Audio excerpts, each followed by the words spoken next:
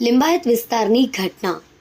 યુવકના આપઘાત કેસમાં 2 પરિણીત સામે ગુન્હો. 1 વર્ષની તપાસ બાદ પોલીસે સુસાઇડ નોટને આધારે ગુનો દાખલ કર્યો. એક પરિણીત ઝડપાઈ તો બીજી ગર્ભવતી પોલીસના હાથવેધમાં. સુસાઇડ નોટમાં ઉલ્લેખ, નીલમ અને શીતલ બંનેએ પૈસા પડાવ્યા. લિંબાયત વિસ્તારમાં 1 વર્ષ પહેલા થયેલી આત્મહત્યાના કેસમાં પોલીસ તંત્રએ કાર્યવાહી કરી. પર્વત ગામ ગોકુલનગર સોસાયટીમાં રહેતા યુવક અમરકાંત જયસ્વાલના આપઘાત બાદ તેના ઘરમાંથી મળેલી સુસાઇડ નોટને આધારે પોલીસે આખરે 2 પરિણીતાઓ સામે આત્મહત્યાની દુષ્પ્રેરણાનો ગુનો નોંધ્યો.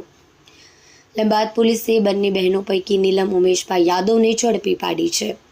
બીજી શીતલ ગુપ્તા હાલ ગર્ભવતી છે અને તે યુપી ભાગી ગઈ હતી, જ્યાં પહોંચેલી પોલીસ ટીમના હાથે ઝડપાઈ.